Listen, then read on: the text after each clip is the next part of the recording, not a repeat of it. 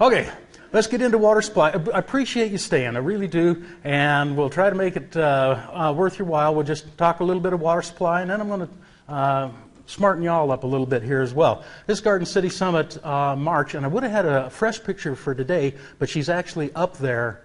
Karen, one of my PhDs right here, is actually up measuring that course today. But you can see we've got a pretty doggone good snowpack going for us. We start up here to water your precipitation to date, and this pretty much mirrors our snowpack.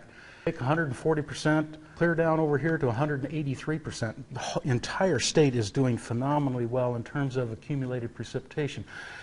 This part is important because last summer we came in really super dry.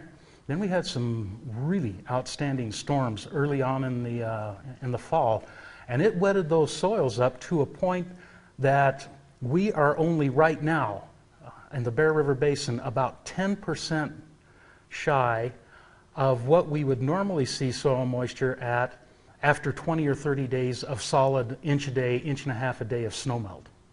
So our soils are wetted to the point where when we start melting a little bit of snow this year, there's nothing left to give. You're going to see stream flows come up fairly fast, produce some very high volumes, and it's probably going to last a long time this particular year, and there's some reasons for that. Let's see if we can go. This is snowpack. As of this morning, you can see the Bear River Basin right here at 143% of average, and the Weber about 140%, and the Provo sitting there about 146%. Phenomenal values. When we start looking at some of the individual sites, you'll realize how good this actually is. 180% right down here on the Virgin, while that really looks good. In terms of records, they could be at 200%, they could be at 225% of average and still not be near record snowpacks. And this is really kind of an interesting thing in the fact that southern Utah, given a La Nina condition, which is what we've been in all year, should have gone dry. Northern Utah, we forecast very early on. In fact, we forecast last fall that northern Utah was going to have at least an average year and have about a 75% probability of having an above average year. And that's pretty well fit the bill on this one. Now, if you take away the December storms that happened down in southern Utah, they would be closer to the 70-80% of average kind of situation. They got almost half of their snowpack in that 1 week period in December. So phenomenal storms right there can happen. This is the Bear River. This is current snowpack right here. This is average. And these are the past 3 years. Anybody remember runoff from last year? It's going to be a lot more this year. In fact, it's going to be a lot more than we've seen probably in the last decade. And we're excited, actually, because from a very pragmatic standpoint, I don't have to deal with floods. Floods are not my specialty, you know. I deal with the D word. You guys can deal with the F word. The F word being, of course, flooding. Now, flooding is one of those things you have to remember. For me, flooding is a scientific term. In other words, if it exceeds some probability threshold, like we only see this once every 10 years, once every 20 years, once every 50 years. Flooding for most people means what? If I got water in my basement, it was a flood. But if the neighbor got it in his, it's probably not that big a deal. But phenomenal snowpack as we sit right here going on.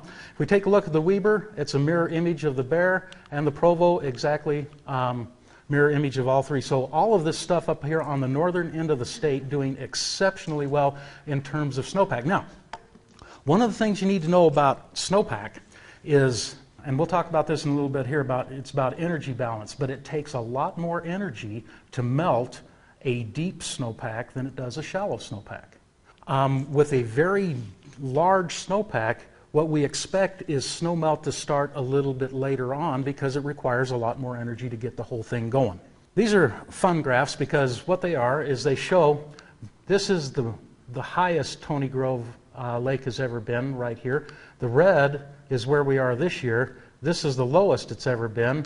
This dark gray basically here is average.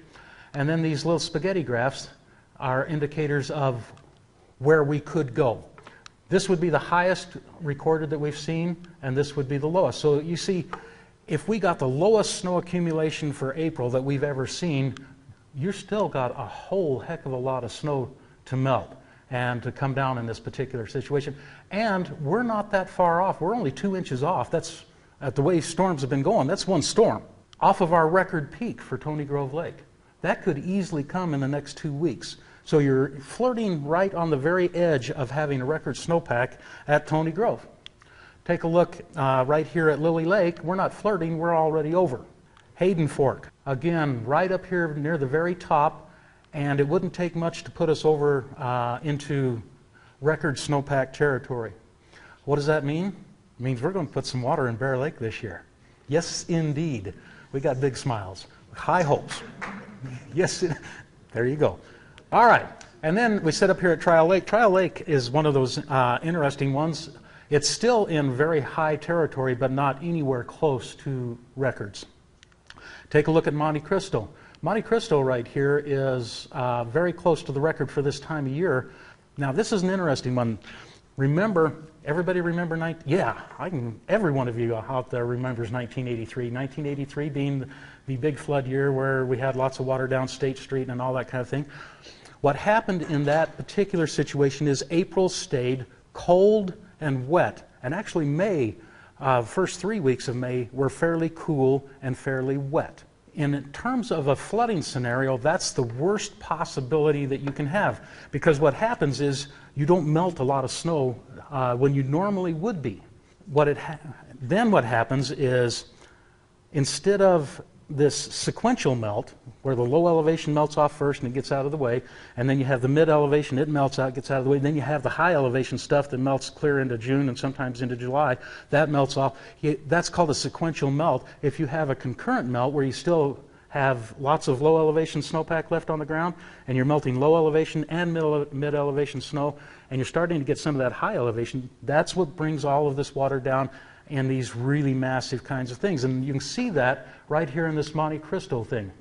Right here's where we are. 1983, this trace right here, you can see wet, cold, wet, cold. Then finally, you get to the end of May, June, sooner or later, weather's going to turn, instead of cloudy and stormy and cold, it's going to turn warm. And at that point, you can see right there, there's no stopping snowmelt at that time. You've got too much energy going. So Monte Cristo's up there near the top. Bug Lake, also in the top 10%, but probably not going to hit a record this year. Now then, getting that out of the way, we're going to do some science. It's going to be fun. Trust me. I haven't lied to you many times. Well, okay, so I lie to you all the time. But what we want to talk about just a little bit right here is this notion of energy to your snowpack. And this little equation right here is what tells you how much energy is coming from. It's the energy balance equation. It's pretty simple. Change in energy in your snowpack equals R plus H, L, E, F, and G, where R is radiation. Okay? That's short wave and long wave radiation coming from the sun or from other radiating bodies. And then S right here, the H, is sensible heat exchange. That is temperature. If it gets really hot. Latent heat flux is simply vapor condensation on top of your snowpack. Advective heat flux is if you get rain on top of snow. Everybody worries about rain on snow because of the big floods and everything that it does. And then you get some heating from the ground, because the ground up at high elevation, believe it or not, doesn't freeze. You get 2 feet of snow on top of it, and it stays at about 32 degrees at the surface, and below the surface it is actually somewhere about half a degree on the plus side. So that's basically your energy exchange equation right there. And this little graph right here tells you what the proportion of each one of those things is. Okay? So the black line right here is the total amount of energy going into your snowpack on a daily basis. That's everything combined. That's the black. Now the red line right here, see that red line? That is the total amount of solar energy going into your snowpack. The difference between the red line right here and the black line right there is the combined total of all of those other energy sources. That's temperature, that's your advective stuff, that's your latent. All of the other things are that thing right there between right there and there. So, what does that tell you about temperature being an energy source to your snowpack? Come on, Bob. You're the smartest one here mathematically. and I'm counting on you.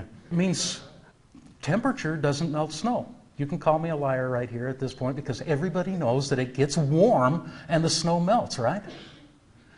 No. What happens is all the clouds go away and you have a sun that is, during the middle of winter, what you have is this snowpack sitting right here, and the sun angle is coming like this. And the solar energy hits that and skips off this direction. But as the sun comes back, now you've got a solar angle coming straight down. And here's the deal. Solar energy penetrates the snowpack 3, 4, maybe even deeper feet, whereas temperature acts on the very surface. Okay? So, when people say, you'll hear it on the news a lot, we don't want it to warm up really fast. Otherwise, we're going to get a flood. Here's the reality of it. Temperature in April is the single biggest, well, not temperature, but solar radiation in April is the single biggest critical factor. And if you've got a really high snowpack, if you have a hot, dry, clear sky April, what that does is it melts the low elevation stuff off first, and it gets the mid-elevation melting. So you have this sequential melt. The worst thing that can happen is to sit there and have very cloudy days and very cold days, very wet days during April, keep adding to your snowpack. And what eventually happens is, because solar radiation actually makes it through the clouds, you're actually bringing that snowpack to an isothermal state. That's another fancy word. Isothermal means in your snowpack, it has to be equal temperature at 32 degrees from the top of the snowpack to the bottom of the snowpack to generate melt. Otherwise, if you generate a little bit of melt on the surface of your snowpack, what happens to it? It goes right down and it finds the first cold layer in your snowpack, refreezes. You don't generate melt until you have that temperature, that gradient through your snowpack at 32 degrees from the top to the bottom. That's why solar energy is so important in this, because it penetrates the pack to very deep levels. And temperature, we'll get to that. Here's proof of that. I want you to take a look at this. Snowpack right here in this meadow is about 4 to 5 feet deep. Now, snowpack on this side hill right here is virtually melted off. The temperature up here is colder than the temperature is down here.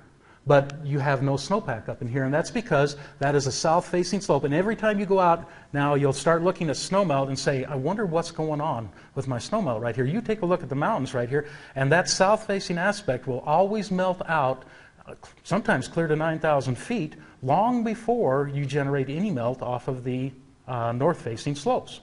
The reason for that is because temperature is not the driving mechanism, solar radiation is.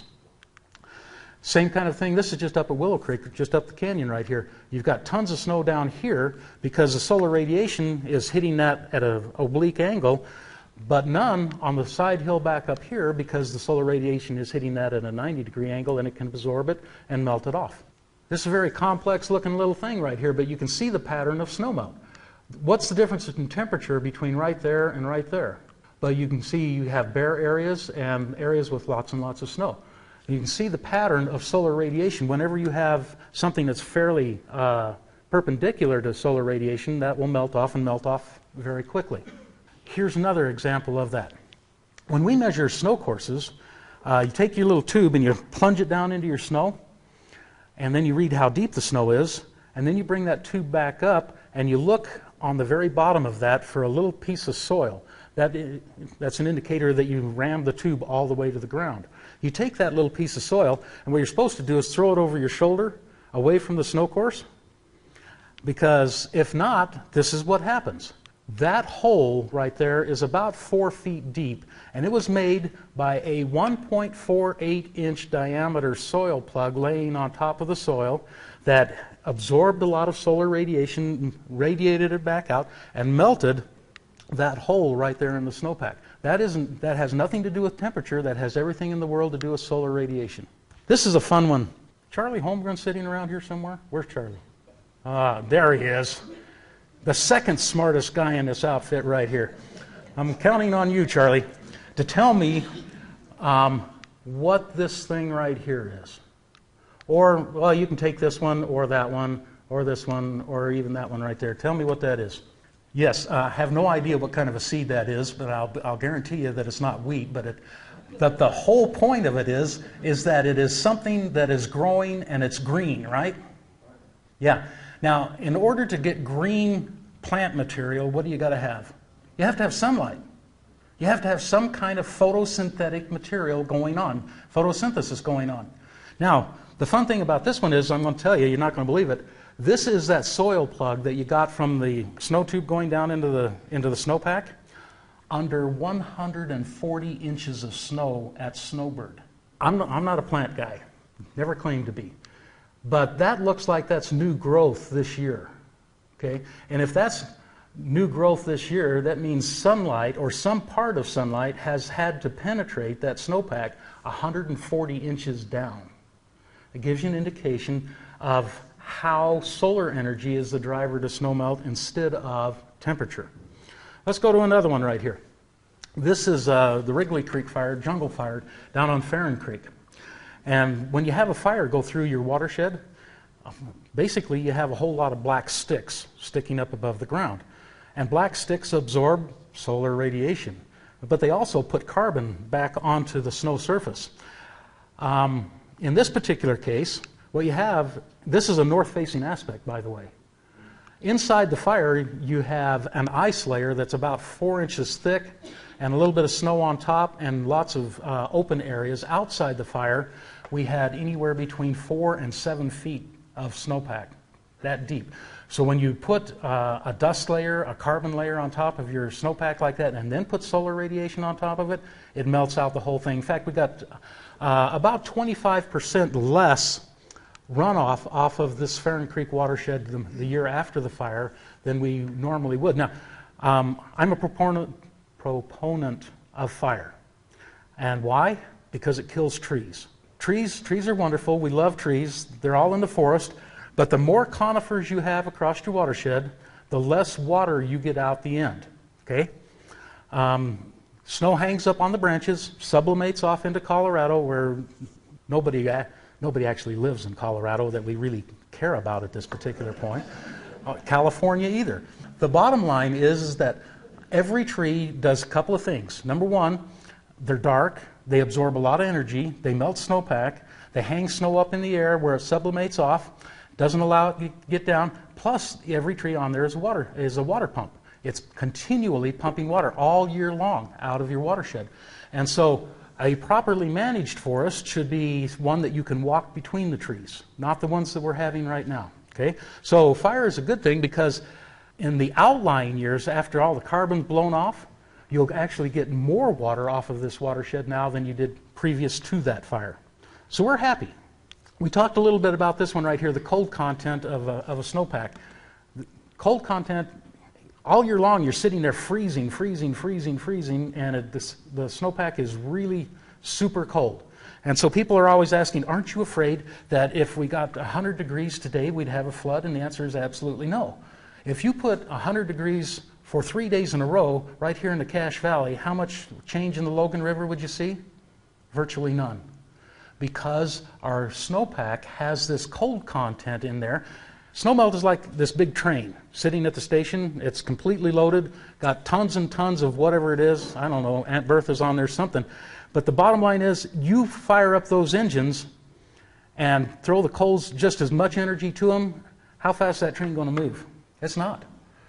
It takes a lot of energy to get that going. The snowpack's exactly the same way. If you put 100 degrees on this today, you'd have all the snow around the valley melt off, but virtually none up the hill because it still has that cold content. Would that cause a flood? The answer is no. Snow is mostly not snow. It's mostly air. Even with our densest snowpacks that we see here in Utah right now, they're running about 35-40% density, which means they're 60% air. What's insulation? Well, mostly it's just fiberglass, but mostly it's just air. Snowpack has that same insulative value, about R16 insulation right here, as fiberglass insulation has. You cannot pound temperature from the surface down. Temperature only works on that upper inch, and it melts that upper inch and that percolates on down, kind of a situation. That's the reason the snow cave actually works. You put snow around you right here, and then you get inside. A minimal amount of energy will keep the temperature inside the snow cave extremely warm. It could be 50 degrees below zero outside. It'll probably be 25 degrees inside. That's a swing of 75 degrees. And it's because snow is an insulator, not a conductor. And that is another reason why temperature is not the driving mechanism in snowmelt. That all makes sense after you start thinking about it here in a minute, and you actually go out and observe snowmelt across your watershed. Let's talk about rain on snow, because rain falls and it melts snow, right, Bob? Ah, so you're getting snake bit. You're getting smarter. Let's think about rain on snow here a little bit. We do the math. It takes 80 calories per gram to convert ice to water. And if you make that a dimensionless ratio, that's 80 inches of rain to melt 1 inch of snow at 1 degree. We'll go back to Bob over here. We're leaving Charlie out of this one right here because Charlie's good at plants, but he's not good at math. Okay, Bob, if you got 80 inches of rain and 1 inch of snow melt, that's 81 inches of runoff. Where'd the flood come from? It wasn't the snow, was it? Okay, the second thing of this thing, right, let's see if it's a little bit warmer.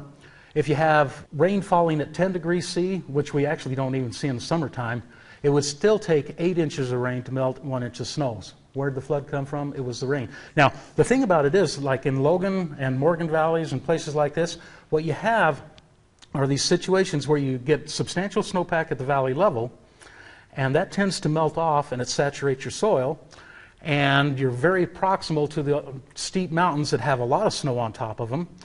And once the snow is gone, valley floors are susceptible to freezing. So once you put a little bit of frozen soil or a saturated soil, and then you put a little bit of snowmelt and maybe an inch of precipitation on top of that, there's where your floods come from. You can generate a whole lot of water off of those either frozen or saturated soils in a short period of time. Because look at it this way. If your static infiltration rate, your saturated conductivity is like 1/10 of an inch an hour, and your soils are saturated, you come in here and you have a 2 inch or a 1.5 inch precipitation on that in 1 hour. That means 1 inch and 4/10 have to run off. Okay? Now, snowmelt, on the other hand, we're looking at 1 inch to maybe 2 inches a day. Most of the time, your saturated conductivity will take care of that. You won't generate a whole lot of runoff in a flashy situation. So rain on snow is not a good way to get energy into it, and it doesn't mean that you're going to escape out. So the bottom line is, where do these floods come from? It's the saturated soils, it's either frozen soils, it's those kinds of things, but typically it's going to be a precipitation event driven. And most of the time, here in Utah, we don't really see a lot of long-term snowmelt-driven flooding. Typically, it has to have something else driving it, like you're melting snow over 30 days, all of your stream flows are extremely high, and then you put a precipitation event on top of it. Flooding then, in terms of us, houses flooding, infrastructure flooding, and things of that, the wild cards then become, did we clean out the ditches? Did we clean out the culverts? Did we do all of our preventative maintenance work? Did we do all these kinds of things? And was there something in the river that plugged it? Okay, you've got a tree that comes down and plugs something else, and it sends water jumping off in one direction or another. Floods, for the most part, tell us how smart or how stupid we've been in terms of planning and building our infrastructure and planning on those wild card kinds of events and things. Do we expect to see some floods this year? Absolutely. When you have snowpacks this high, the probability that you're going to have some kind of rain event on top of streams that are already running high is very high. It just goes without saying, there's probably somebody going to get flooded somewhere, somehow. The other thing is, I wanted to show you on this one right here, on a watershed basis, look how smooth snowmelt actually, when snowmelt starts in this kind of a thing, you got your peak right here. Once the train has left the station, there's typically no stopping it until it's over.